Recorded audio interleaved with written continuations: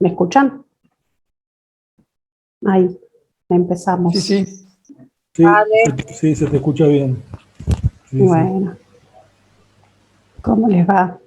Bueno, sí. buenas tardes, buenas noches, ya a esta hora. Bienvenidos a todos y todas. Lo primero que les quiero comentar es que hace un rato me llamó Alejandra, nuestra secretaria general, que está demorada con un tema personal, que una complicación que tuvo personal, pero todo bien. Se va a sumar en un ratito, así que ya va a estar una vez ya iniciada la charla y para dar las palabras del cierre. Bueno, bienvenidos a todos a este encuentro de COVID, estrés, vacunas, ansiedad, cuánta información. Este encuentro, bueno, les quiero contar que fue pensado y gestado desde la Secretaría de Acción Social en conjunto con Mara, a propuesta de Mara también, para dar un poco, bueno, la intención es poder dar respuestas o la mayor cantidad de respuestas a todas las dudas que podamos tener todos sobre esta temática, teniendo en cuenta que con todo el tiempo que ya pasó de esta pandemia, seguimos siempre día a día, creo, sumando inquietudes, dudas, y seguramente de acá más se van a seguir sumando otras a medida que vaya surgiendo información. En función de esto, como bueno, no podía ser de otra manera con la temática, teniendo en cuenta que nosotros tenemos nuestra propia obra social, que es SOSDOC, nos parecía lo más pertinente y acertado que esta charla la pudiéramos tener con profesionales nuestros que pertenecen a la red de nuestra obra social. Lo primero que vamos a escuchar hoy, tenemos como invitado a Mariano Suárez, licenciado en Psicología. Mariano forma parte del departamento CIMAT del SADOP, que es el Departamento de Condiciones y Medio Ambiente de Trabajo, que nos va a contar un poco los datos sobre la encuesta, los datos que arrojó la encuesta que hizo SADOP el año pasado, sobre condiciones y medio ambiente de trabajo y las implicancias que nos trajo todo esto a la salud, ¿sí? Enfocado fundamentalmente a la problemática de salud mental. Después vamos a escuchar al doctor Amaya, ¿sí? Cardiólogo y nefrólogo, que nos va a contar un poco sobre, bueno, algunos datos sobre el COVID, vacunas, que seguramente debemos tener todos muchas dudas con todas las variantes de vacunas que hay, y cómo afrontar y qué herramientas podemos llegar a utilizar, podemos tener al alcance de la mano para utilizar y que podamos llevar adelante de la mejor manera posible, o por lo menos no tan estresados, lo que todavía nos resta de esta pandemia. Y bueno, posiblemente, ojalá, después de este encuentro surjan otros posibles encuentros para la segunda mitad de año focalizado puntualmente en las distintas herramientas. Hoy se va a dar como un pantallazo general. Así que para empezar, Mariano, si querés te doy la palabra. Hola, buenas noches. Bueno, espero que se escuche. Agradecer en primer lugar a Graciela y en nombre de ella a toda la seccional de Capital, a todos su consejo directivo y a todos aquellos que la integran por permitirme compartir de alguna manera algunas ideas, algunas reflexiones en virtud del trabajo que hemos ido haciendo con el departamento CIMAT que yo integro. Ustedes saben que el departamento CIMAT tiene otros integrantes, me gustaría nombrarlos porque creo que con su inteligencia y sus aportes también son parte de esta charla. Está Magdalena, está Julieta Chávez, Magdalena García Salciarini, está Erika Álvarez Dieto, está Ana Belushi y está Mónica Figueroa. Y todos nosotros tenemos la coordinación de Marina Jáuregui Berry, que ustedes la conocen muy bien, dado que es la secretaria gremial nacional. Como decía Graciela, soy psicólogo y desde allí también me gustaría compartirles algunas miradas en relación a la salud mental y tomar, digamos, como disparador este título que ustedes le han puesto a esta presentación, ¿no? Considerando la ansiedad, considerando el estrés, y proponerles ampliar la mirada de alguna manera, ¿no? Pensar en clave de salud mental, ¿no? Y en ese sentido, bueno, compartir algunos datos, algunas ideas que nos permitan de alguna manera pensar cómo intervenir como organización, ¿no? Porque en definitiva, como SADOP, digamos, tenemos el deber y tenemos la militancia de cambiar la realidad. Así que desde allí vamos a tratar de pensar algunas cuestiones. Si me permiten, voy a compartir pantalla. Hoy aprendí a hacerlo, me han enseñado. Acá me dicen que el anfitrión inhabilitó la función de compartir la pantalla, así que quizá lo pueda hacer el anfitrión, si a ustedes les parece. No sé, Graciela. Sí, o ahora te habilitan. Quizás el administrador lo pueda hacer. Buenas tardes. Buenas tardes. Si no me pueden ¿Qué tal, habilitar. Mariano? Ahora, si te parece, te pongo como administrador para que puedas compartir. Muy bien. Dale. Después dale. me volvés a poner a mí. En realidad tenés que poner a la que dice comunicación y prensa, ¿sí? La cuenta que dice comunicación y prensa. Fantástico. Ya te pongo. ¿Vos me avisás? Yo te aviso.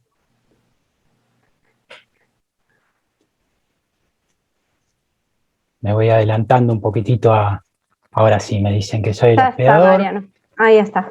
Me voy adelantando un poquito, decía, primero que nada, compartir, ¿no? Como solemos hacer en las presentaciones que hacemos desde el departamento, compartir un poco nuestras ideas, ¿no? En relación a cómo pensamos la salud mental. Para eso les propongo dos definiciones, ¿no? Que me parece que nos pueden arrojar dos ideas para ir viendo, bueno, cómo impactó esto en la pandemia, en definitiva, ¿no? Una primera definición que es de la OMS, que dice que la salud mental es el estado de bienestar en el que una persona realiza sus capacidades y es capaz de hacer frente al estrés normal de la vida. Un poco esta definición nos deja esta idea de una capacidad individual de afrontamiento, de manera que la realidad no nos va a impactar del mismo modo, ¿sí? A todos por igual, ¿no?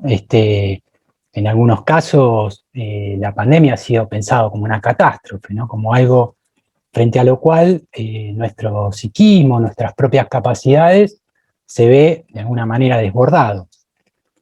Lo que está en juego aquí entonces, y lo que podemos pensar es en esta idea de capacidad individual de afrontamiento. Una segunda definición, una definición que tiene que ver con un largo proceso de militancia culminado en 2011 con la Ley de Salud Mental, que es la Ley 26.657, que piensa la salud mental como un proceso, ¿no? Un proceso que está determinado por diferentes componentes. Ustedes lo leen ahí. Componentes históricos, socioeconómicos, culturales, biológicos y psicológicos, cuya preservación implica una dinámica de construcción social vinculada a la concreción de los derechos humanos y sociales de toda persona.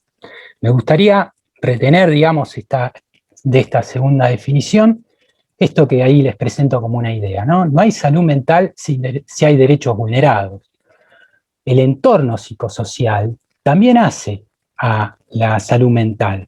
De alguna manera, las repercusiones que podemos nosotros pensar de este tiempo, de la pandemia, de lo que nos ha tocado vivir como docentes, en términos de salud mental, serán variables en función no solo del tipo de personalidad, de las capacidades de afrontamiento, sino también de la clase social, del acceso a derechos, de las experiencias de vida, de las situaciones laborales, ¿sí? El entorno psicosocial, desde ya que tiene que ver con nuestro trabajo. Consideramos que trabajamos 2/3 partes de nuestra vida, del tiempo de nuestra vida. Vaya si no tendrá que ver, ¿no? Entonces, adentrémonos un poquito en esto de las perspectivas o de las repercusiones y de los efectos en la salud mental. Les propongo pensarlo desde dos perspectivas. Una perspectiva, digamos, más, podemos decir, clásica, que tiene que ver con los problemas de salud mental, que me voy a referir después, y una primera perspectiva más amplia, sí, que tiene que ver con el sufrimiento psíquico, con aquello que nos aqueja a diario, podríamos decir con la ansiedad, con el estrés, ¿no? Motivo de esta charla y título de este encuentro. Lo cierto es que este momento que estamos viviendo desde el año pasado cambió nuestra vida cotidiana, cambió nuestras rutinas, cambió los espacios. Resulta que allí donde nosotros nos recreábamos, donde hacíamos nuestras tareas domésticas, ahora también trabajamos en muchos casos. La irrupción de la virtualidad, ¿no? Es otra característica de este tiempo, junto con el aislamiento. De manera que digo, todas estas cosas que estamos hablando, ¿no? También tienen que ver con la pandemia, además del virus, ¿no?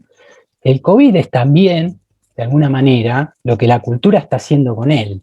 Hay, desde cierta filosofía, ¿no? Como la filosofía de Deleuze, se piensa en el virus desde su carácter rizomático, ¿no? Con la capacidad de afectar otros órdenes que no son solo el biológico, también el cultural, también el simbólico, también las relaciones sociales. En definitiva, y voy muy rápido, lo sé, pero quiero honrar el tiempo que me han dado. Les propongo 3 ideas, ¿no? Que son, de alguna manera, ejes y son representativos, ¿no? de esto que estamos viviendo desde ya hace más de un año. Una primera idea que tomo de Alicia Stolkiner, ¿no? La incertidumbre se volvió un acto de normalidad. Pensar que tuvimos un ministro de Educación, ¿no? Que nos invitaba a vivir en la incertidumbre. Bueno, finalmente la catástrofe y la fatalidad nos ha impuesto, ¿no? Esta sensación de incertidumbre. El futuro de alguna manera se volvió líquido. Cada 15 días, incluso a diario, asistíamos a las estadísticas, a, digamos, las cifras de muerte, a las cifras de contagiados. Aquí una segunda idea, ¿no? Que tomo de Freud. La muerte no se deja ya negar, decía Freud, hablando de la Segunda Guerra, y creo que aplica muy bien para lo que nos empezó a pasar desde el año pasado. Veíamos la muerte llegar desde China, y desde China, ¿no? En muy poco tiempo nos encontramos con que la muerte nos afrontaba a gente en nuestras escuelas, nos afrontaba a gente en nuestro vecindario, en nuestro propio entorno familiar. De manera que la muerte se volvió algo presente para todos nosotros. Desde ya, la tercera idea, el miedo al contagio, ¿no? Es un poco el panorama frente al cual nos encontramos y nuestra salud mental debió exigirse, ¿no? En relación a estos años que venimos viviendo.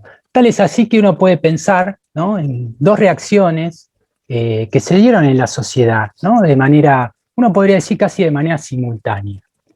Una primera que podemos pensar como negación, ¿no? Como una reacción frente al virus. De alguna manera ahí lo que encontramos, por ejemplo, fueron una serie de marchas, ¿no? Que tenían como eje principal la cuarentena, ¿no? Es como si allí se negara la existencia del virus y se definiera como problema la cuarentena y el aislamiento. Lo cierto es que no se puede analizar el impacto subjetivo de la cuarentena sin analizar la pandemia. También hubo otras reacciones sociales, ¿no? Y que me parece es dable señalar como un proceso colectivo de cuidado, ¿no?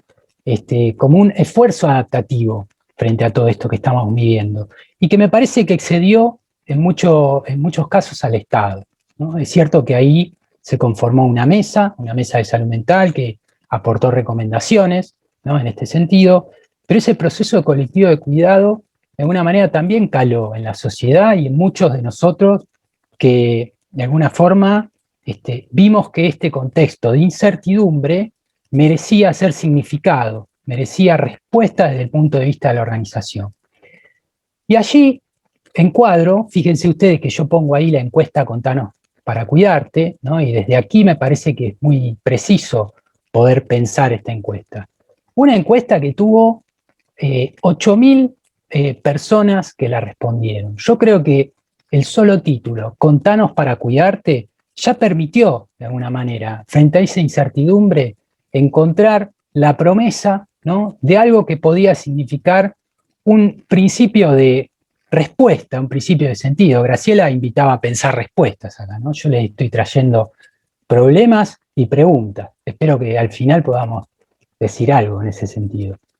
Pero en definitiva, desde aquí y desde la encuesta, empezamos a pensar las repercusiones, decía, desde el punto de vista del sufrimiento, a lo cual vamos a llamarle malestares, ¿sí? Algunos datos, voy a dar pocos datos, ¿sí? Porque bueno, el tiempo es poco, pero decirles a todos y a todas que esta información está en la página web de SADOP, en la pestaña del departamento CIMAD, y todos tienen acceso a ella con incluso el informe de resultados, ¿sí? Así que voy a ir muy rápido, pero bueno, sepan ustedes que pueden acceder a esta información cuando quieran desde las páginas de SADOP. Fíjense, dificultades en el dormir.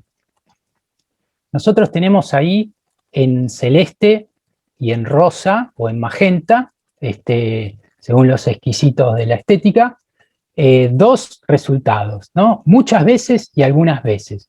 Uno podría pensar que en estos resultados, ¿sí?, podemos, considerando que la pregunta se hizo en el lapso de las últimas 2 semanas, uno podría pensar en cierta frecuencia, ¿no?, o recurrencia de esta situación. Entonces, si consideramos las respuestas muchas veces y algunas veces, nos encontramos que las dificultades en el dormir son del 79% de los encuestados. Que los dolores de cabeza y migraña afectaron, según la percepción de las personas que han respondido, repito, 8.000 personas, al 67% de los casos. Que la tensión, que la molestia y la irritabilidad del mismo modo afectó un 75%. Que quienes contestaron muchas veces y algunas veces aquí tenemos, fíjense, angustia y ansiedad, tenemos una recurrencia muy alta también, del 74% de los casos. Digo, esto nos está pasando, o esto nos pasó, repito, en abril de 2020, recién iniciada la pandemia, ¿sí?, cuando todos los docentes, desde nuestras casas, afrontábamos la continuidad pedagógica. Puedo decir más datos, puedo nombrarles más datos en relación a esto. El 44% de los docentes manifestó no poder hacer un corte en su trabajo, no poder desconectar. ¿Sí? Pensemos que estuvimos trabajando desde casa. Que el 74% de nuestro colectivo, que está conformado, ustedes saben, en el 80% por mujeres, combina tareas laborales con tareas de cuidado. Fíjense si no será súper relevante las cuestiones de género también para analizar, en este caso, las repercusiones en la salud mental. Consideremos que la hiperpresencialidad, esta cuestión de estar, digamos, que nos tocó durante el aislamiento, estar constantemente en nuestra casa, también implicó, digamos, una alta demanda en relación a estas cuestiones del cuidado. En definitiva, ¿con qué tiene que ver esto? Porque también preguntamos en nuestra encuesta, ¿sí?, con qué relacionaba, ¿no?, estas repercusiones en su salud. Y los datos, digo, muestran una brutal realidad, ¿no? Si consideramos el colorcito celeste y el colorcito verde, para quien no llega a leer lo que dice allí, tenemos casi un 90%, por encima del 90%, que todos consideran que esta situación está relacionada, ¿no?, con la situación del aislamiento y el trabajo a distancia. Docentes. En definitiva, desde el punto de vista del sufrimiento psíquico, hay un aumento de la ansiedad, hay una situación de agotamiento, hay dificultades en el dormir, que es un indicador que para la salud mental es bastante clave de que algo no está bien. Y podemos pensar a estas cuestiones como efectos de alguna manera esperables en un contexto de hiperpresencialidad e incertidumbre. Son efectivamente esperables estas cuestiones.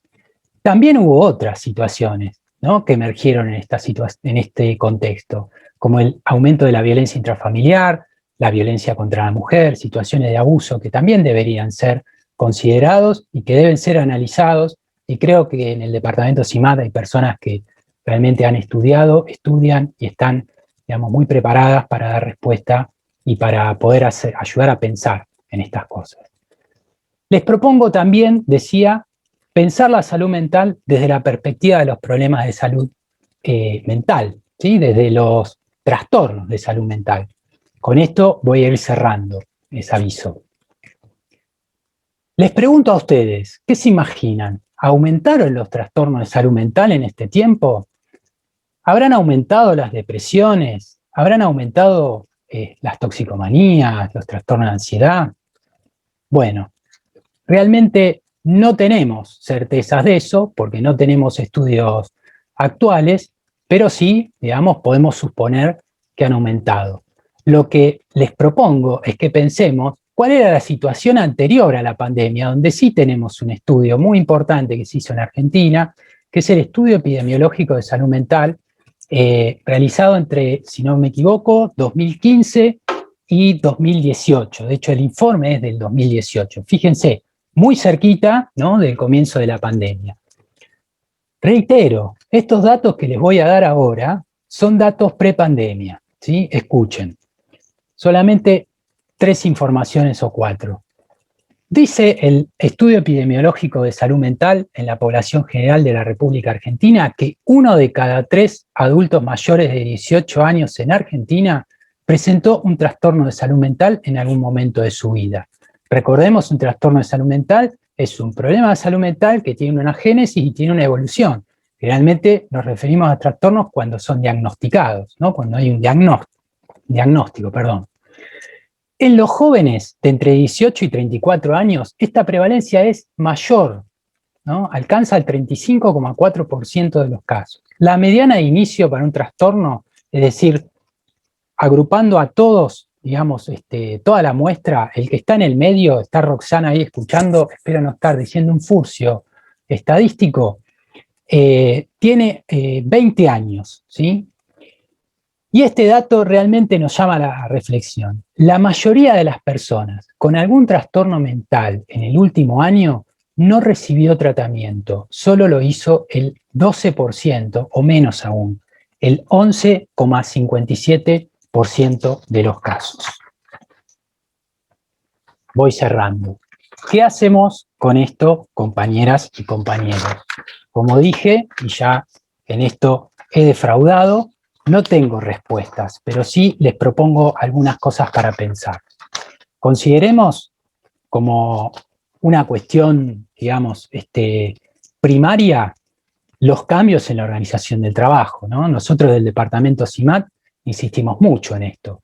El entorno psicosocial nos cambió a todos, tuvimos que trabajar desde casa, y en ese sentido creemos que la negociación colectiva, y concretamente aquella paritaria donde se discutió condiciones de trabajo, generó un reencuadre que permitió de alguna manera hacer frente a esa incertidumbre y a esa, digamos, situación de tiempo líquido, ¿no?, que generó en los docentes la continuidad pedagógica. Esto de empezar a la mañana y terminar a la noche contestando a los padres por WhatsApp.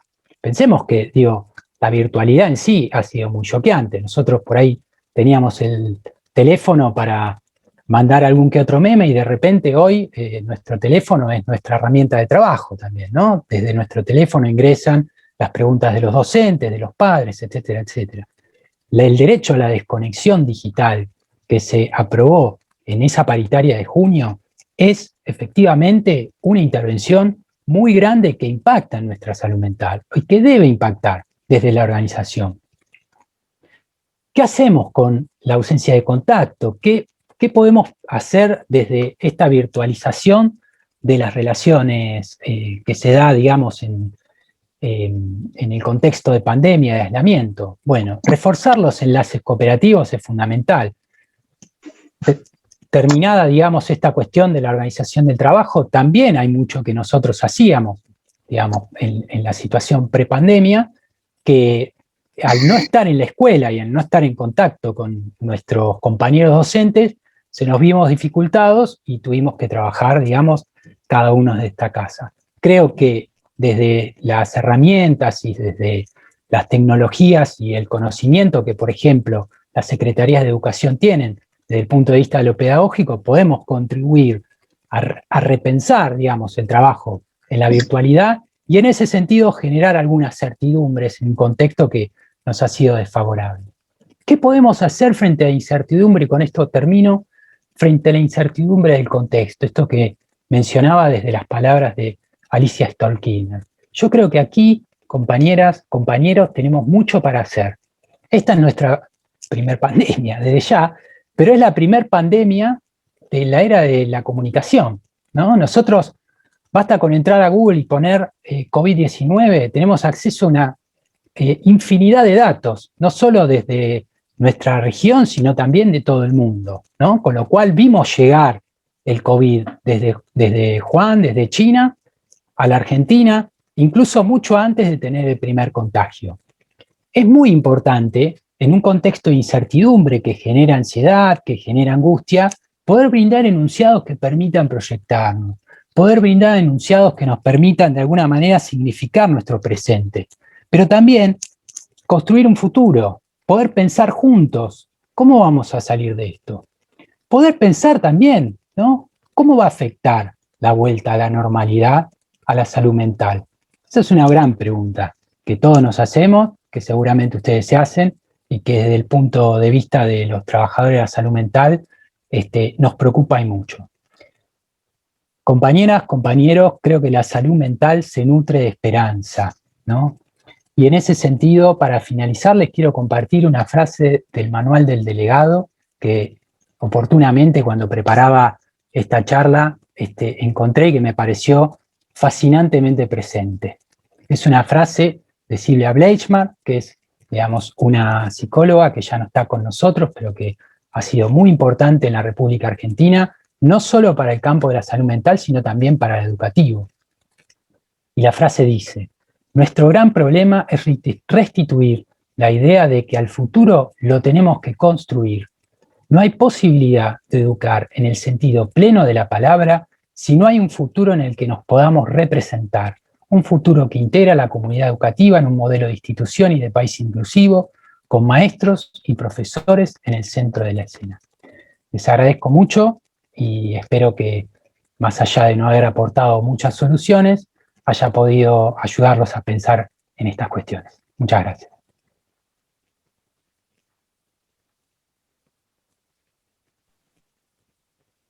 Bueno, Mariano, te agradecemos mucho tu participación, todos los datos que nos diste, la verdad que son alarmantes, ¿no? Pensando en cómo habrán aumentado esos porcentajes de ese trabajo del 2018, cómo habrán aumentado con la pandemia, ¿no? Porque eso fue pre-pandemia, ¿no? Es alarmante, realmente. Pero bueno, te invito a que te quedes con nosotros, porque bueno, y a todos si quieren ir poniendo en el chat, si quieren sumar algunas preguntas y demás, a medida que vaya también dándonos la charla el doctor Amaya, Mara me va a ir ayudando, Mara si está por ahí, con las preguntas, para que no se nos pierda ninguna. Doctora Amaya, Facundo Maya, lo escuchamos atentamente. Por ahora estoy inhabilitado, pero primero les quiero agradecer a todos la invitación al Departamento de Epidemiología,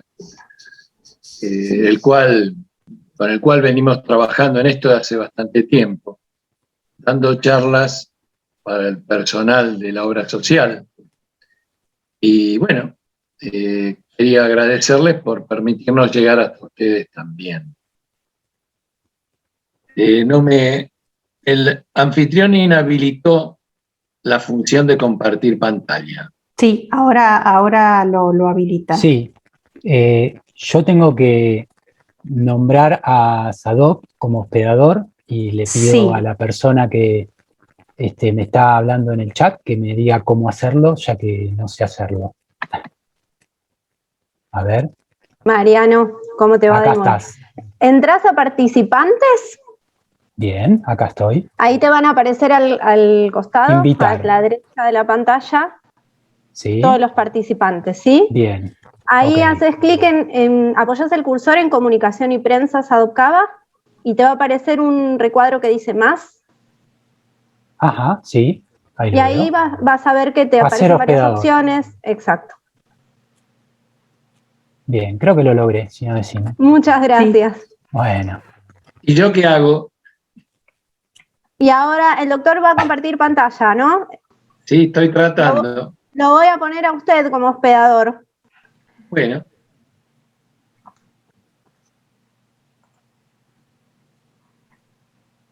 No me quiere, ¿eh? A ver.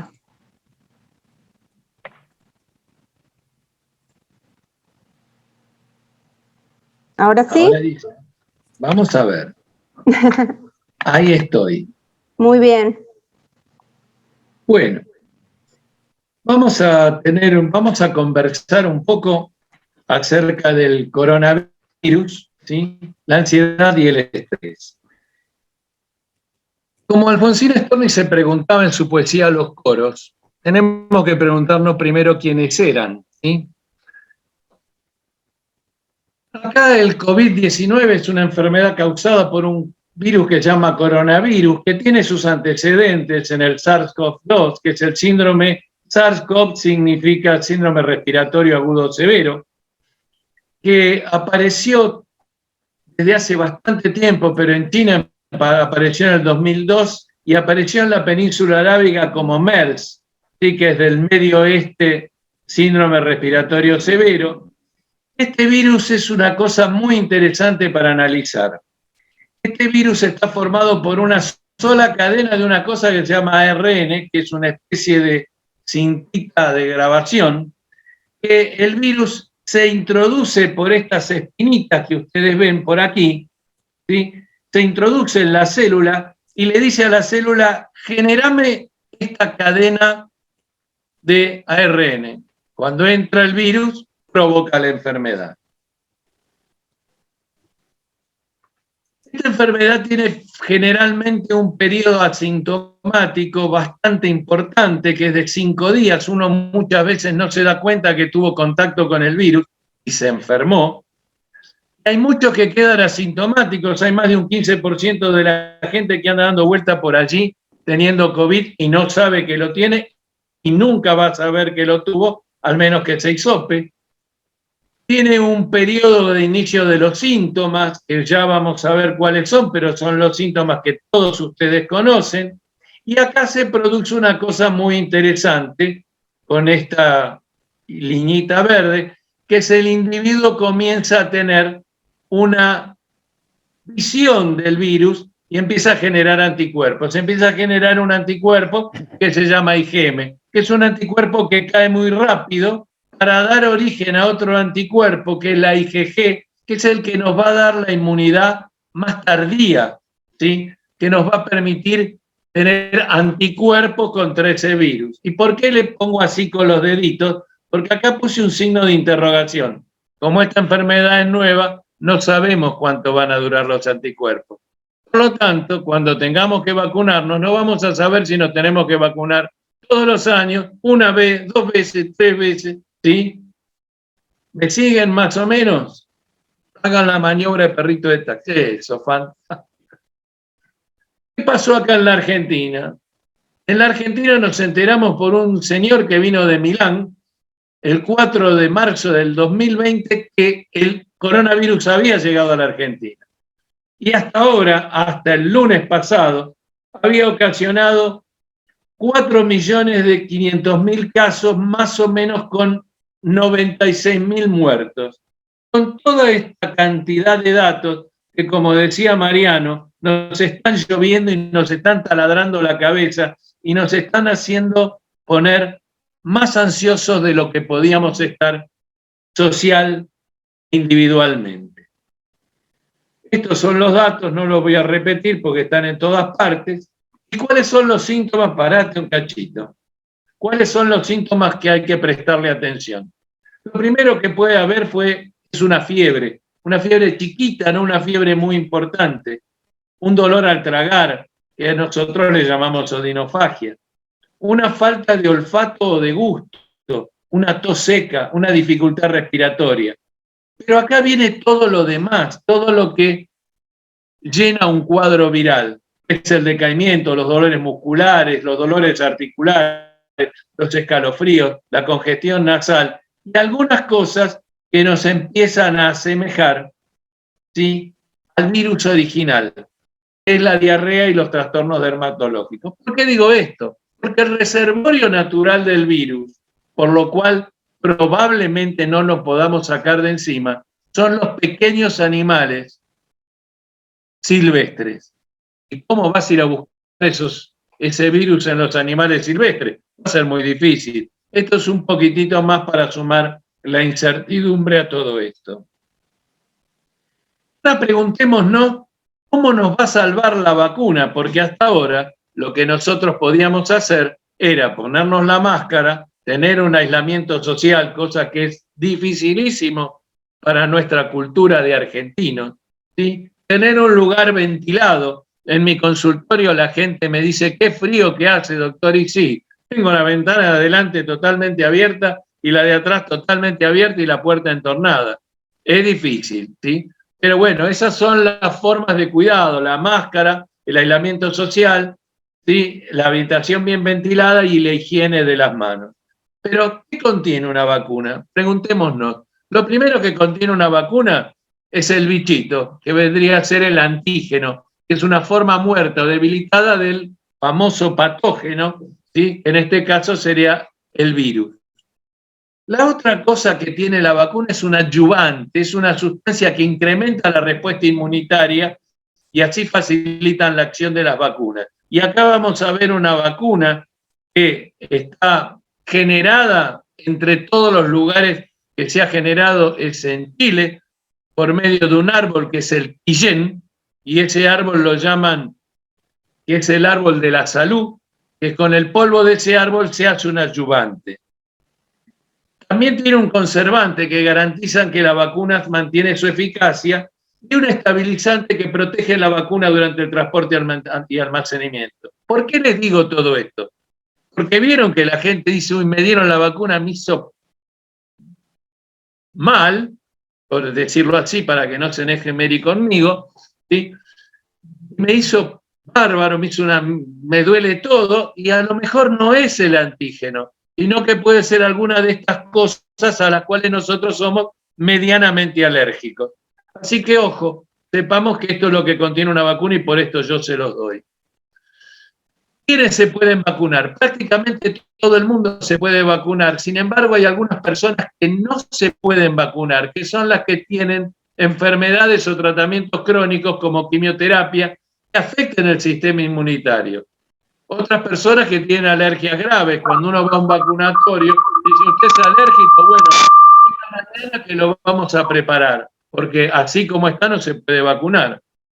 Una enfermedad grave, el día de la vacunación, hay que esperar que pase esa enfermedad para poderse vacunar. Pero generalmente, todas las enfermedades de intensidad moderada o una fiebre baja no contraindican la vacunación. Así que la vacunación la puede hacer casi todo el mundo, salvo estas personas. ¿Y cuáles son las vacunas que hay? Miren qué interesante, porque acá hubo mucha gente que se rebanó el cerebro tratando de generar estas vacunas. Yo les voy a dar, primero, que tenemos acá dos tipos de vacunas. Estas vacunas que están acá, las de arriba, las de Moderna y las de Pfizer, son vacunas que se hacen con ARN, pero el ARN de la púa, ¿se acuerdan que yo les decía que el virus entraba por la púa? ¿Sí? Esto se hace con el ARN, se lo pone, yo se los voy a decir un poco brutalmente. Se lo envuelve en una bolita de grasa y eso es lo que se inyecta. Entonces, las células del sistema inmunitario toman ese ARN y cuando viene la espina, ¿sí?, ya se la dan al virus entero, porque ya reconocen la espina, ¿sí? Y estas son las vacunas de ARN. Después están las otras vacunas, que son las vacunas tienen una cosa muy graciosa, es un vector viral, y estas vacunas de vector viral, ¿qué hacen? Con la misma espina del virus, ¿sí? Se la ponen a un virus que es bueno, un virus que no provoca enfermedad, ¿sí? Que son los virus de ADN, ¿sí? Y eso se lo inyectan al sujeto y el sujeto desarrolla inmunidad por eso. Y esas son las vacunas de Oxford, AstraZeneca, Johnson Johnson y la vacuna rusa, la de Gamaleya. Y hay un tercer tipo de vacuna, que son las de los virus que estamos acostumbrados nosotros. Todas estas vacunas, el resto son vacunas de gran innovación. Pero esta, la última, la del Sinopharm, la china, como le dicen, es una vacuna común y silvestre. Agarro el virus, le doy leña, lo inactivo, lo mato y te lo inyecto. Es la famosa vacuna que se hacía para la hepatitis B. Se agarraba la cápsula del virus, se le sacaba lo de adentro y te lo inyectaban. El sistema inmunitario, cuando ve el virus dando vuelta, lo atrapa y lo derrota. Apareció una vacuna, que es la vacuna de CanSino, que también es una vacuna de vector viral, que es una de las vacunas con las cuales se va a acompañar a las vacunas que se hicieron, por ejemplo, las vacunas la vacuna Sputnik, para lo cual nosotros todavía no tenemos la segunda unidad de la vacuna, ¿sí? para poder ayudar a completar la vacunación. Y está la vacuna de Novavax, ¿sí? Que esta es la que se realiza con las saponinas del quillay, que es la quilleja saponaria, que es un árbol que actuaría como adyuvante, es decir, para ampliar la inmunidad del sujeto. Esta vacuna tiene una cosa bastante piola, a diferencia de las demás, que es una vacuna que se puede mantener a temperaturas estables de 2 a 8 grados, como muchas de las otras, pero de ninguna manera como la vacuna de Pfizer, que necesita una temperatura muchísimo más baja. Entonces, todo lo que es el traslado de estas vacunas, con estas vacunas se haría en forma más sencilla, porque tampoco es fácil estivar una vacuna y distribuirla. Bueno, estas son las 4 vacunas de vector viral, la de Gamaleya, se me escapó de nuevo, perdón, la de Gamaleya, sí, la de AstraZeneca, la de Johnson Johnson, sí, y la vacuna de CanSino.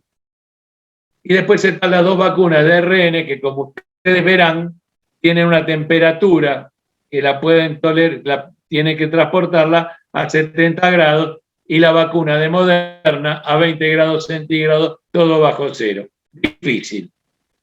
Y después está la vacuna de virus inactivado, que esta se mantiene a una temperatura menos baja de 2 a 8 grados, y es por ahí la que menos defensas produce, pero que provoca una inmunidad bastante importante. Y ahora viene un problema, como ustedes verán, para sumar ansiedad, Mariano, para que te quede tranquilo. Como nos quedamos sin vacuna, tenemos que combinar la vacuna. Pero como ya hubo otros ansiosos en el mundo, imagínate vos cuando los ingleses le pusieron la vacuna de AstraZeneca a la gente y vieron que tenía trombosis, ¿a quién le ibas a dar la segunda vacuna? Porque es de 2 dosis. Entonces, ¿qué dijeron? Bueno, muchachos, vamos a combinar. Hasta en esto se metió, ¿quién? Se metió la primer ministra de Alemania, que le dieron otra vacuna distinta de la que había recibido. Pero esto también tiene una idea, que no es solamente protegerlo de la trombosis, eso es una cosa que la puede tener cualquiera, o cualquiera que esté tomando anticonceptivos, o cualquiera que tenga antecedentes de trombosis. Se propuso que esta metodología lo que podía hacer, esta vacunación heteróloga, que así se llama, es dar vacunas de distinto tipo. Una de combinarlas de vector viral con las de ARN, y combinarlas a todas. Y esto se pretende o se cree, todavía los trabajos están en marcha, que esto va a dar un poquito más de inmunidad y que va a provocar menos efectos deleterios, lo cual sería muy piola, ¿no? Pero bueno, esta combinación de vacunas, esta vacunación heteróloga, está haciendo en muchos países del mundo, entre ellos en España, entre ellos en Inglaterra, y son países que están dándole fuerte a este asunto de la combinación de vacunas. Yo creo que vamos a terminar en esto. ¿Por qué? Porque nos van a faltar vacunas. En el mundo van a faltar vacunas. Con el Gavi, Covax, con lo que sea, van a faltar vacunas. Y esta es la hipótesis de la cual yo le hablaba, combinar una vacuna adenoviral con una vacuna de ARN mensajero de igual potenciación, pero lo que va a favorecer esto, se cree, es la inmunidad celular. Porque nosotros habíamos hablado de la inmunidad, ¿no es cierto?, de la primera inmunidad por anticuerpos, pero también existe dentro de la fisiología, existe una cosa que se llama el linfocito T. Es el linfocito que tiene memoria y dice, uy, esto es un virus, esto me atacó, yo tengo la vacuna contra esto, entonces informa para que los macrófagos se coman al virus apenas entre. Esto es la inmunidad celular. La otra, de la cual no podés sacarte, vi todo el mundo en el consultorio, vienen y me dicen, Amaya, ¿me puedo hacer los anticuerpos? Digo, sí, cómo no, te lo podés hacer. Pero no es bueno eso, qué sé yo, la verdad que no sé, porque no sé hasta cuándo te va a durar el anticuerpo que tenés y tampoco sé qué inmunidad celular tenés. Porque si tenés buena inmunidad celular, aunque tengas pocos anticuerpos, vos vas a tener una buena respuesta inmune. ¿Se comprende esto? Bueno, ¿y cuáles son los ejemplos de esta combinación de vacunas? La de AstraZeneca o Moderna, ¿sí?, con otro tipo de vacunas, que son las que tienen ellos, por eso son las combinaciones de vacunas que están en boga ahora en Europa y en otros países. Hasta ahora nosotros más o menos en la Argentina tenemos con una dosis 18 millones de personas, con 2 dosis no llegamos a 5 millones de personas y tenemos vacunados más o menos 22 millones de personas. Estos son números, ¿sí? Pero ahora nosotros con todo esto y reflexionando junto con Mariano, tenemos que ver cuáles son todos estos cambios y cómo nos están afectando y cómo nosotros estamos tratando de aceptarlo. Nosotros tenemos una cosa muy interesante, en el siglo XX ha sido el siglo de los grandes cambios. En el siglo XX hemos visto desde llegar el hombre a la luna hasta explotar una bomba atómica, hasta empezar con nuevas enfermedades. Es un siglo de grandes cambios. Hubo un sujeto que se llamó Hans Selye, que es considerado el padre del estrés. Es muy gracioso porque este muchacho era un estudiante, estaba en una pensión de Austria, ¿sí?, con estudiantes de ingeniería y con ingenieros. Y todo el día los ingenieros se pasaban hablando de resistencia de material, de la palabra tensión. Y de ahí es donde Selye, comprendiendo que le estaba pasando lo mismo a los animales de experimentación con los cuales él estaba haciendo su tesis, ¿sí?, comprendió que esa tensión que tenían los animales era muy parecida a la tensión de material. Así que, aunque nos toque muy adentro, nosotros, esta palabra del estrés viene de la palabra stringere, que significa provocar tensión en griego. Y esta es la respuesta del organismo de índole física y emocional a toda demanda real o imaginaria que se produce una adaptación al medio. Y este estrés puede ser bueno o es malo. Obviamente, si nosotros no tenemos alguna cosa que nos obligue a hacer cosas, difícilmente las hagamos por nosotros mismos. Y cualquier elemento, llamémosle estresor, que rompe el equilibrio de un ser vivo, provoca cambios con su medio interno. ¿Y qué le pasa a esto en el medio interno? Esto parece ser demasiado biológico, y de hecho lo es, ¿sí? Cuando un ser humano experimenta estrés, o cuando un animal experimenta estrés, se mueve rápidamente el sistema nervioso, ¿sí? Desde el cerebro, ¿sí? Le envía mensajes a su sistema endocrino y el cuerpo comienza a responder. ¿Y cómo responde? Lo primero que pasa es que el individuo segrega catecolamina, adrenalina y noradrenalina. El sujeto tiene palpitaciones, sudoración, se siente mal, se siente incómodo, siente frío, ¿sí? Y esto se agota rápidamente. Por eso una de las cosas que decía Mariano, que los sujetos durante algunas semanas no podían dormir, durante algunas semanas presentaban síntomas, depende de esto, de lo que es el estrés crónico. Vos podés tener un estrés porque te asustaste, pero después volvés a la normalidad. Pero cuando todos los días tenés que dar clase, todos los días tenés que contestar mensajes a las 8 de la noche a los padres, cuando todos los días un médico tiene que contestar consultas a las 10 de la noche por WhatsApp, sin saber qué hago, doctor, y qué sé yo, te tengo que revisar, no sé qué tenés que hacer. Esto hace comenzar a liberar glucocorticoides. Y cuando se segregan los glucocorticoides para mantener ese estado de alarma en el sujeto, ahí bajan las defensas. Y ahí comienzan los problemas. Por eso, el estrés a veces es bueno cuando es poquito y tomás resoluciones, pero cuando es durante largo tiempo, el estrés ya no es tan bueno, ¿sí? Y estas cosas de afrontamiento que tenemos que tenerla con algún objetivo. Y yo, en esta charla, humildemente, les quiero comentar algunas cosas que vimos con el grupo de epidemiología, que podemos hacer. Esto parece un poco egoísta, a veces desde lo individual, porque siempre creemos que si nosotros tenemos una actitud positiva o con una orientación, con un objetivo dentro de lo individual, podemos pasarlo a todo lo que tenga que ver con lo social. Y nosotros acá queremos generar un pequeño espacio de psicoeducación, desarrollando algunas habilidades sobre la temática del estrés que nos permitan aumentar la capacidad de afrontamiento para poder llegar mejor a los demás.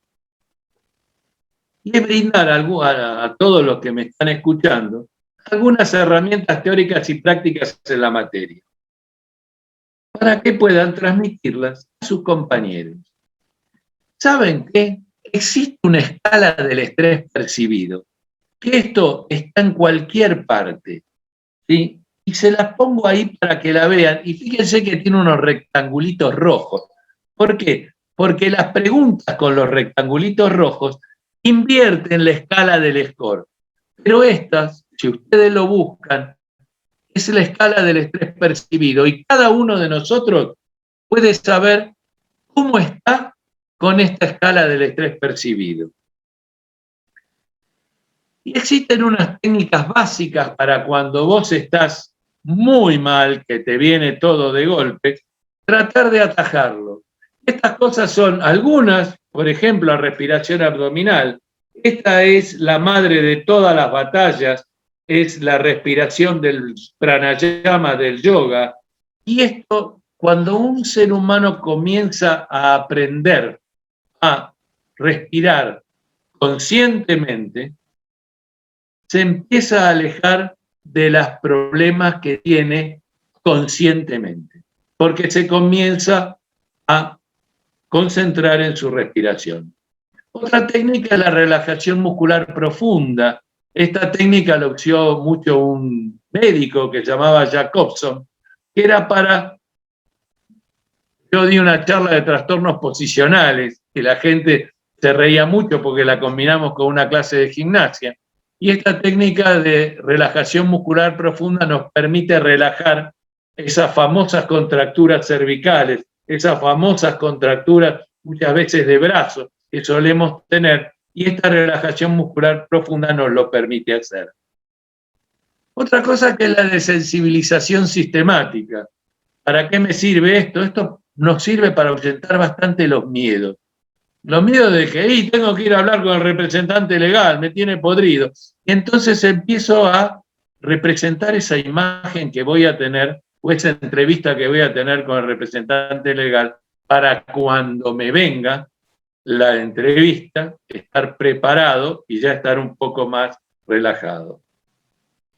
Visualizaciones. Las visualizaciones es una técnica muy interesante que viene del Hatha Yoga, no tanto del Hatha Yoga, sino de otras partes del yoga donde uno nos permite visualizar un lugar agradable para podernos alejar, haciendo un poco de respiración abdominal, un poco de respiración profunda, nos permite visualizar determinados lugares y ponernos más tranquilos con ese lugar.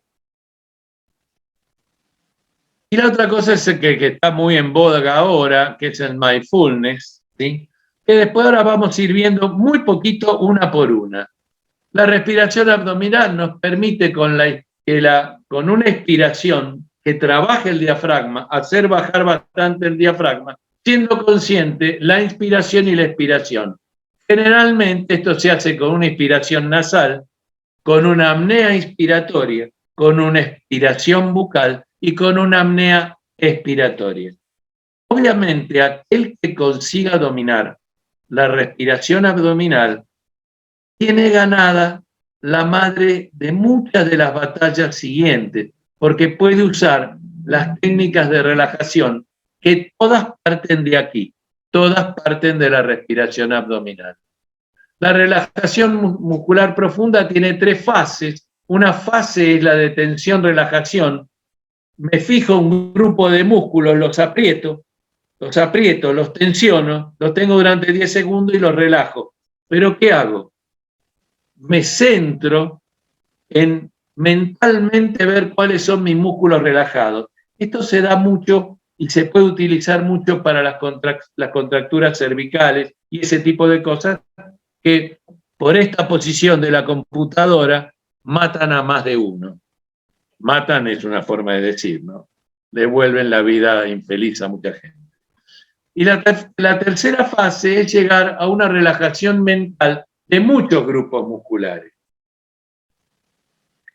La desensibilización sistemática era, como les comentaba anteriormente, se utiliza en el tratamiento de la ansiedad, especialmente de las fobias.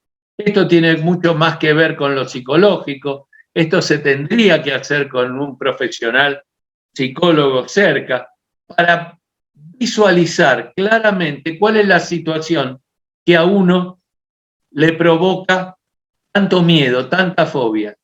Y acercándose a esa situación por demás desagradable, nos permite que cuando vayamos a tener el afrontamiento con esa situación, estar más preparados y ayudados internamente para soportarla mejor. La visualización es la más agradable de todas porque es respirando, poniendo el cuerpo en un estado de profunda relajación, conectarse con imágenes.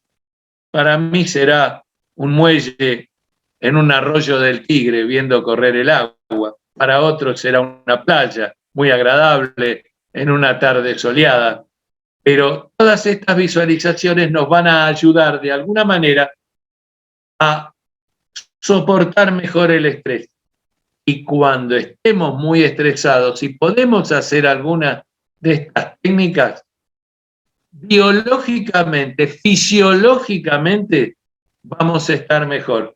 Y si fisiológicamente vamos a estar un poco mejor, mentalmente podemos estar un poco mejor y ayudarnos más. Y después lo que viene es el mindfulness, ¿sí? Esto se llama conciencia plena. Es un tipo de atención que nos permite aprender a relacionarlo en forma directa con lo que está ocurriendo en nuestra vida, el aquí y ahora, en el momento presente. Se busca un lugar tranquilo, se sienta uno con la espalda recta, hace una respiración controlada. Como ustedes ven, el pranayama del yoga o la respiración abdominal está en todas partes. Te centrás en lo que pasa en tu propio cuerpo, amplías el foco, lo que está pasando alrededor, y tenés una respiración controlada. Esto es lo que yo tenía para comentarles, y si puedo contestarles alguna pregunta, espero que no se hayan aburrido mucho, Y si tienen alguna pregunta sobre todo esto, estoy disponible. Y ahora dejo de compartir pantalla y estoy dispuesto a cualquier pregunta. Y antes le quería hacer un comentario a Mariano. Pobre Mariano, mis comentarios son un poco para vos. Yo soy médico de familia, yo soy uno de los médicos de OSDOP, que algunos me habrán visto en el consultorio. Y todas estas cosas que vos dijiste de todas estas incertidumbres y toda esta sintomatología psicológica que ustedes recogieron con la encuesta del CIMAT, yo la veo todos los días en el consultorio y yo creo que esto vino para quedarse. Por eso, en la charla que les acabo de dar, yo siempre les trato de dar a mis pacientes que se relajen un poco, porque si no la cosa va a ser un poco más difícil.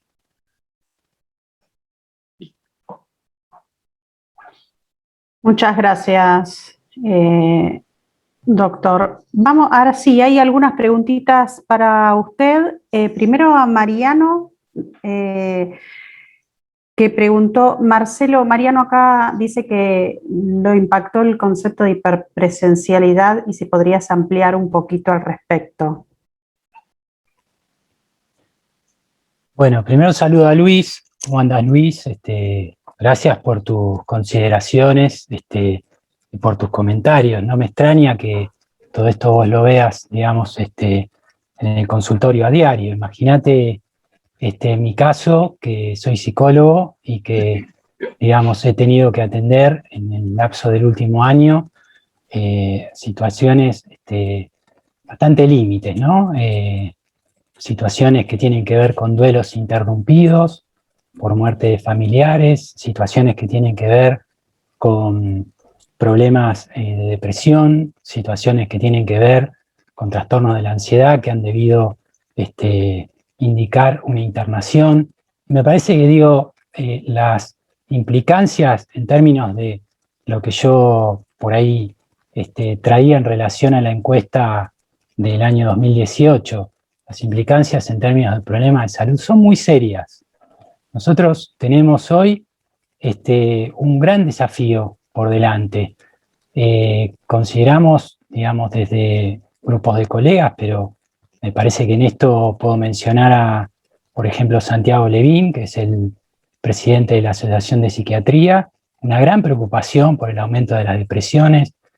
Estos no son situaciones que, o por lo menos no todas las situaciones creo que se resuelvan con, de alguna manera, aprendizajes o técnicas de relajación. Esto lo digo con todo respeto, desde, digamos, mi expertise profesional y desde, digamos, mi lugar como representante y miembro del equipo de condiciones y medio ambiente de trabajo, también llamar a la reflexión respecto de aquello que mencionaba al principio como entornos psicosociales, ¿no? Creo que desde la organización, desde el SADOP, como miembros, digamos, del sindicato, tenemos la responsabilidad de alguna manera poder llevar adelante un acompañamiento y un gran laburo de permitir pensar un futuro, ¿no? Y permitir pensar en digamos, de alguna manera, en un presente mejor llevado, ¿no? Más allá de las circunstancias que estamos viviendo. Un poco para contestarle a las dos preguntas que me hacían, una que tenía que ver con esta idea que yo transmitía de la hiperpresencialidad, bueno, está ligada al aislamiento, ¿no? Tiene que ver con esta cuestión que implicó, digamos, la medida que llevó adelante el gobierno, que fue en el inicio la única medida, ¿no? Que de alguna manera se tuvo y que tiene que ver con el cuidado, ¿no? Y que a partir de allí, tuvimos toda una serie de duelos ininterrumpidos. No sé qué les habrá pasado a ustedes, pero nosotros, digamos, íbamos viendo a diario, cada 15 días, el la renovación de las medidas de aislamiento y íbamos pensando, bueno, estos son 15 días más, esto, digamos, será como la gripe A, nos llevará un par de meses, después empezamos a pensar, bueno, ¿será que en primavera, cuando pase el invierno, estaremos mejor? Después empezamos a creer que la vacuna, ¿no?, nos iba a salvar. Ahí Luis fue muy claro, ¿no?, respecto de los alcances que tienen las vacunas y de lo mucho que hay que hacer todavía. Con lo cual, digo, esa situación de incertidumbre que bien dice Luis, la ve a diario, digamos, en los consultorios, llegó para quedarse, efectivamente. Y creo que en ese sentido, digo, trabajo que desde lo social podemos hacer, brindando enunciados que permitan, digamos, habitar esta nueva realidad, es fundamental, ¿no? Y es muy importante, y me parece que, digo, las personas individualmente significan, ¿no?, y significan esa incertidumbre cuando los enunciados vienen de otros semejantes, ¿no?, o de, vamos a decir así, organizaciones e instituciones en las cuales yo me puedo representar, me puedo sentir incluido. Vaya si el SADOP no es una institución y no es una organización en la cual los docentes se puedan representar. Mucho más que los medios de comunicación, por caso, ¿no?, que creo que en esto han tenido una importancia y una relevancia fundamental. Basta ver las marchas que mencionaba, digamos, hace un rato. También alguien preguntaba sobre la sobreinformación. Me parece que, digo, tiene que ver con esto mismo que estamos contando, ¿no? Porque, digo, esa información, esos datos que uno ve y que uno absorbe desde el celular, desde las pantallas, a diario y constantemente, también vienen con muchos enunciados identificatorios, ¿no?, en los cuales nos vemos representados y muchas veces, digamos, más allá de poder calmarnos o permitirnos tener algún tipo de certidumbre, lo que generan es el aumento del miedo. Entonces, digo, digamos, la Dirección Nacional de Salud Mental, entre otras recomendaciones, ahora estoy haciendo memoria, tenía, digamos, una consideración respecto al tema de la sobreinformación, ¿no? Bueno, poder estar informado lo medianamente posible, de manera razonable, es, digamos, lo que nos puede, digamos, venir bien. Y después otro párrafo aparte a la cuestión de las pantallas, ¿no? Hoy, bueno, ahora mismo, ¿no?, estamos frente a una pantalla y tenemos, digamos, toda nuestra vida y nuestras relaciones mediatizadas a partir de esto. Desde ya que eso va a traer repercusiones, recién Luis hacía una mención a repercusiones físicas, yo estoy seguro que esto también, digamos, a la larga deberíamos analizarlo cuando pase un poco del tiempo, en cómo va a impactar también en el plano de la salud mental. Bueno, espero haber respondido, al menos dejar alguna idea a las preguntas que hacía Marcelo, y la otra no recuerdo si era Anita o quién la había hecho. Gracias. Sí.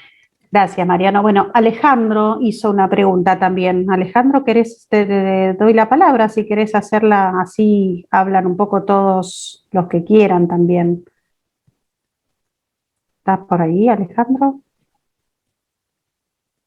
No sé si se refieren a mí. Santos. Con respecto a la vacuna AstraZeneca. O sea, yo me dedico a salud, soy docente de salud. Lo que planteó el doctor me impactó muchísimo con respecto a cómo actúan los virus y las vacunas. Y esto de polivacunas para lo que es el tratamiento. O sea, si podía ampliar un poquito más cómo van a ser estos posibles tratamientos, porque soy consciente que esta pandemia vino para quedarse. Y lo que no me queda claro es cuántas mutaciones puede tener el virus. Yo sé que el H1N1 tenía la posibilidad de 144 mutaciones, pero este virus no queda claro cuántas mutaciones puede tener. Bueno, por ahora lo que se conocen son las vacunas, las mutaciones alfa, beta, gamma, delta y epsilon. Y parece ser que la epsilon la vamos a tener nosotros. La mutación se va a dar siempre y cuando el virus siga recorriendo. y el virus puede recorrer solamente si nosotros lo llevamos en una valijita. Y esa valijita va a ser nuestro aparato respiratorio por ahora. Porque este virus tiene una capacidad, ¿viste la espinita esa famosa, el spike? Ese spike se une a un receptor que nosotros tenemos en el epitelio, en todo lo que tapiza nuestro aparato respiratorio. Es un receptor de angiotensina 2, como se podría llamar Juan Carlos, ¿no? Pero este virus tiene una especial sensibilidad para pegarse a ese lugar. Y como es un virus, como les estaba comentando, que viene del mundo animal salvaje, si nosotros no tenemos la capacidad de ponerle una barrera con las vacunas para rechazar, ¿sí? O al menos que tengamos una inmunidad de rebaño, que haya más del 60-70% de los sujetos que hayan sido infectados y que tengan defensa contra eso, ¿sí? No la vamos a parar. Esta pandemia vino para quedarse y este virus vino para quedarse. Y nosotros vamos a tener que trabajar desde todos lados para esto, desde la parte física hasta la parte emocional, ¿sí? Y esto es así. No sé si contesto, Alejandro, tu pregunta. Sí, en parte sí. Lo que pasa que en la H1N1 yo sabía que una de las moléculas era hidrógeno, la otra nitrógeno, y por eso dabas el total de las mutaciones de cada uno, era una proporción de 7 a 9, creo, o de 7 a 12, y eso daba el total de 144 mutaciones posibles. Este virus desconozco cuáles son sus moléculas, si son las H, las N, ahora lo están poniendo, como usted dice, con letras griegas, y la duda que a mí me queda es cuántas mutaciones. Como yo sabía que el virus de la gripe H1N1 mutaba 144 veces y mutó nada más que 5 porque logramos frenarlo, este ya lleva 5 mutaciones, todavía no hemos logrado frenarlo, pero no sé cuántas más puede tener. Y eso nunca lo sabrás, porque como la enfermedad está recién comenzando, vos pensás que esta enfermedad tiene 1 año y medio. Entonces no sabemos cuántos anticuerpos nos va a dejar, si nos va a dejar. Lo que sería interesante es poderlo parar. Y todo esto que vos decís está en investigación. Muchas gracias, doctor. Bueno, Verónica. Quería comentarle una cosa a Mariano. Sí. Todas estas depresiones que nosotros vemos, que lo vemos siempre, nosotros las mencionamos como depresión así nomás y no le damos muchas veces la importancia que tiene. Pero hace más o menos 10 años atrás se juntaron unos ñatos con más de 1 millón de casos en Europa, ¿sí? Que se hizo un trabajo que se llamó Interhealth. Y yo siempre jorobo con esto. ¿Por qué? Porque se comprobó que la depresión, con estados de ansiedad importante, son el 4º factor de riesgo de enfermedad cardiovascular arteriosclerótica, de infarto de miocardio, ¿sí? 4º factor de riesgo a la par de la hipertensión y del tabaquismo. Así que esto hay que tratar de tratarlo por todos los medios posibles. Perdón, quería comentar esto porque me parece muy importante. Sí, gracias. Verónica Carbonell, ¿querés hacer tu pregunta?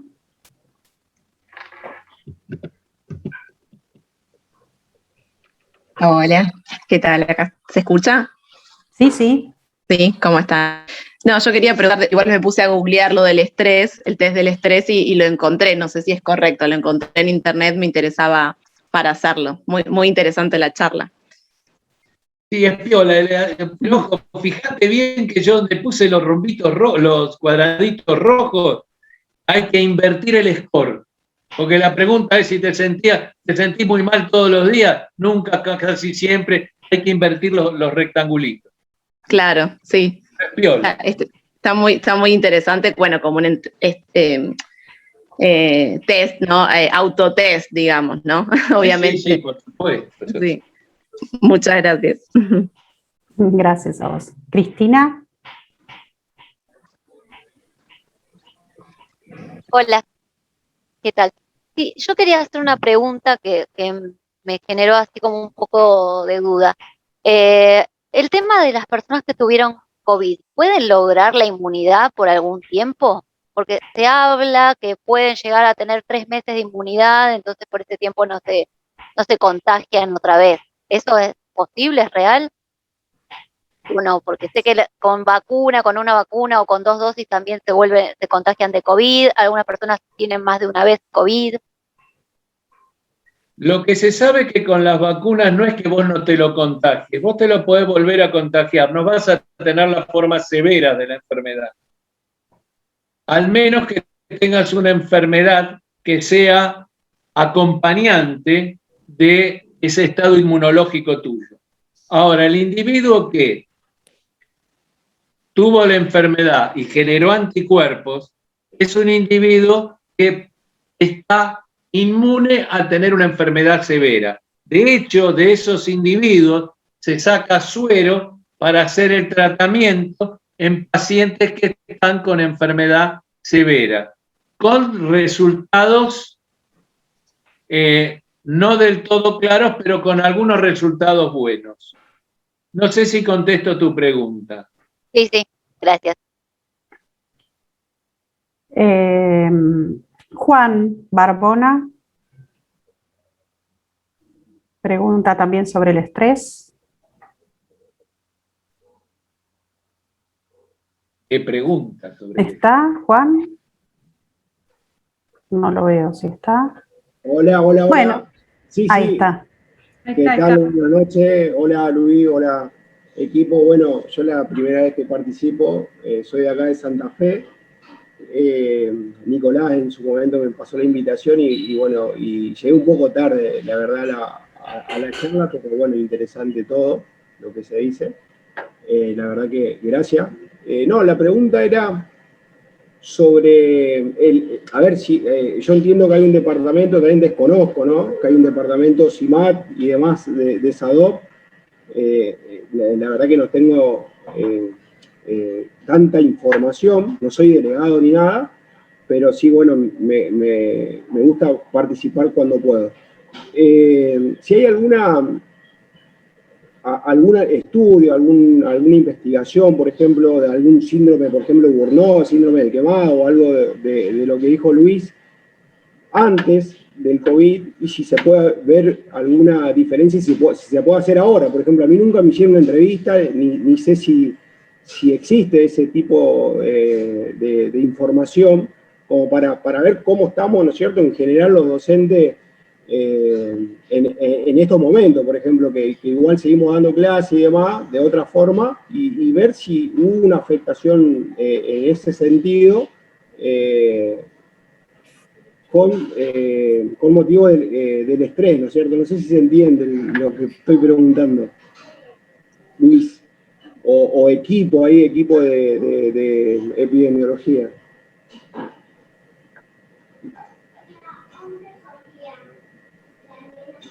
Doctor, ¿contesta usted o prefiere que conteste yo?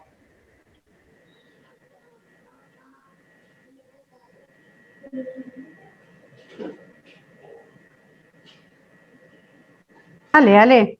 Ah, ¿sí? No, porque... Sí, dale.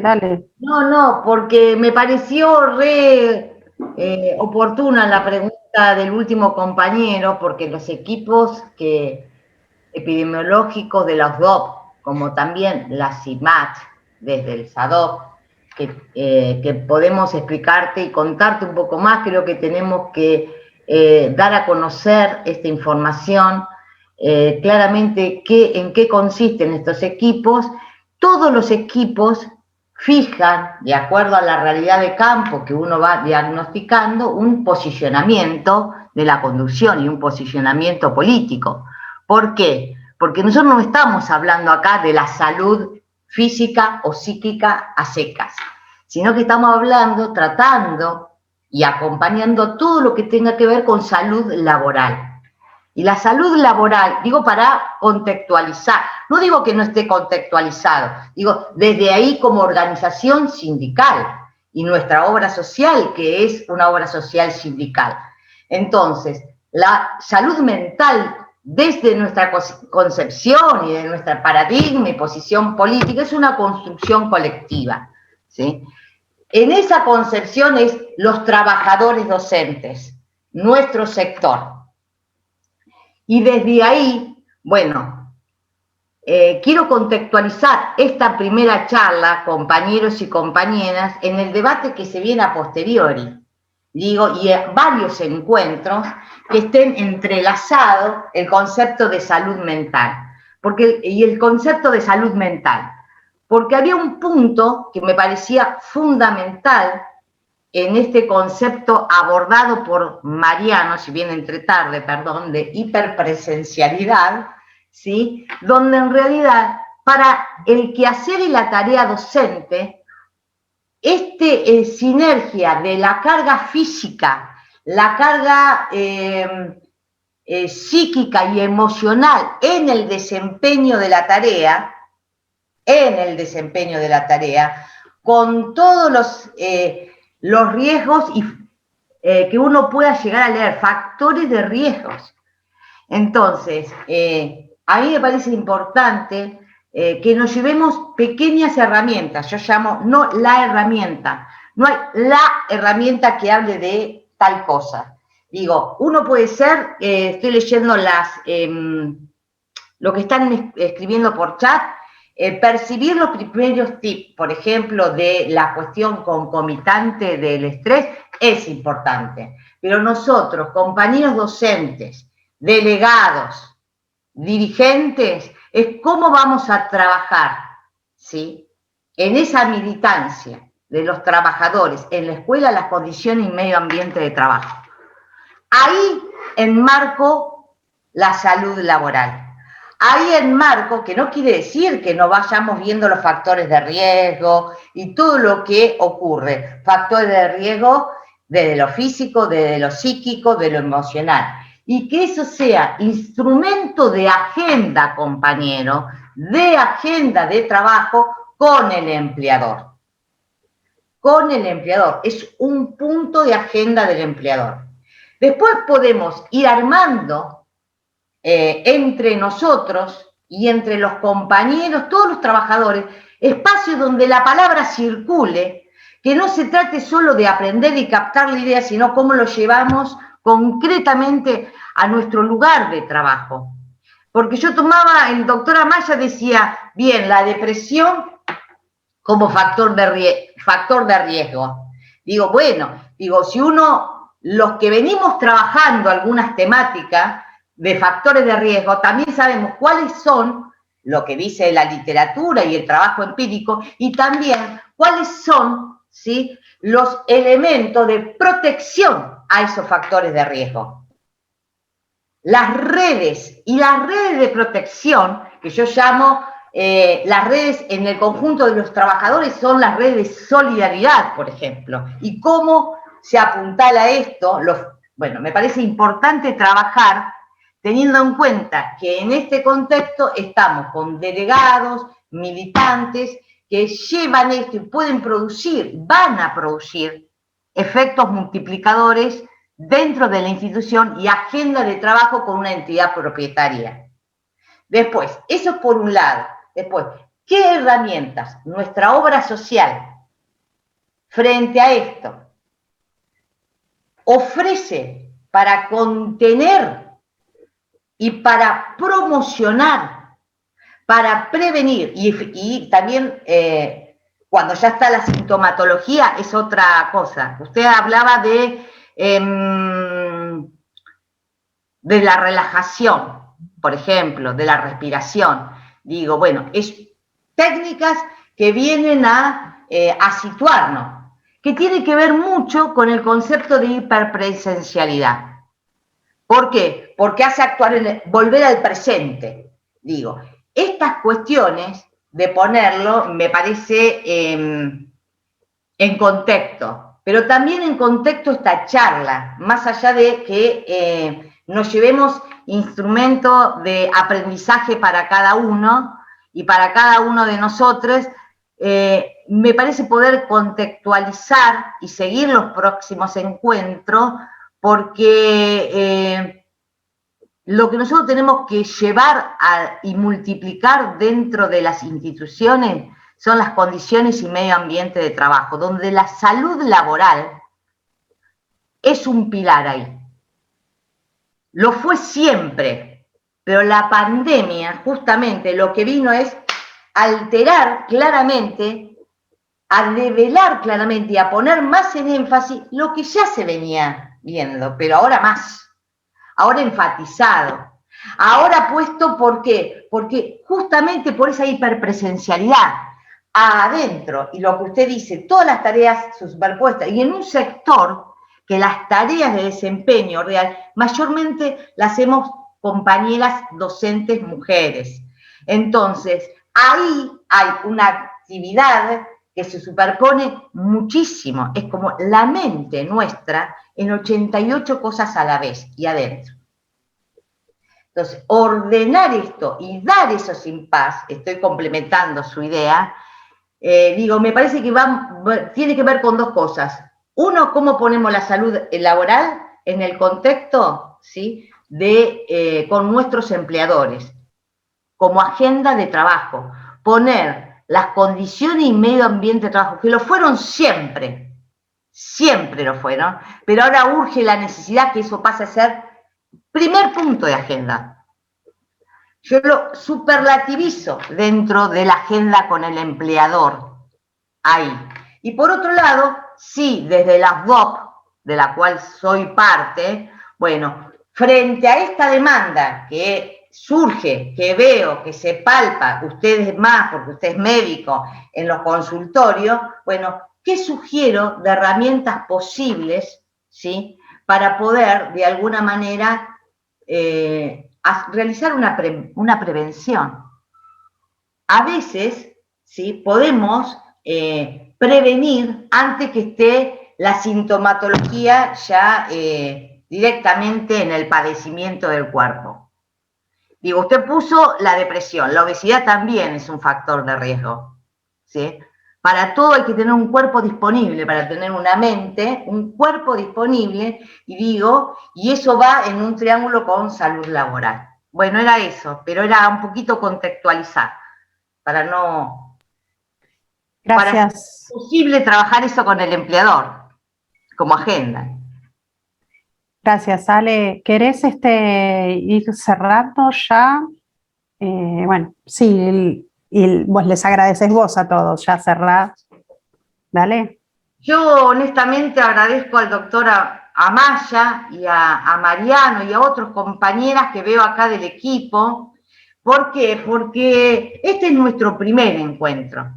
Y el encuentro de nosotros que veníamos palpando y que Graciela Vidal venía anotando y que Mara venía anotando y que los compañeros secretarios de niveles vienen percibiendo, es lo que produjo, ¿sí?, realizar este primer encuentro, que no se agota este primer encuentro acá. Porque hay una posibilidad de un segundo encuentro donde circule más claramente la palabra entre los compañeros docentes, donde podamos ver qué instrumentos reales podemos ofrecer desde la UDOP para acompañar esto, qué posibilidades reales, algunos serán posibles, otros capaz que no, pero hay algo que sí sabemos, ¿sí?, que es algo que en los delegados tenemos que empezar a trabajar concretamente. No puede haber ni una escuela nuestra donde las condiciones y medio ambiente de trabajo en las instituciones no sean en uno de los puntos de agenda en esa escuela. Y ahí uno de los puntos es la salud laboral. Habrá otros también dentro de condiciones y medio ambiente de trabajo, pero la salud laboral es. Y para trabajarla hay que entenderla, hay que comprenderla, hay que, no digo padecerla, pero sí entender y circular la palabra para encontrar los intersticios donde mejoremos esas condiciones. Porque la hiperpresencialidad tiene que ver con esto, con la sobrecarga también, física, psíquica, emocional, y que recae mayormente sobre las compañeras mujeres, por muchísimas actividades.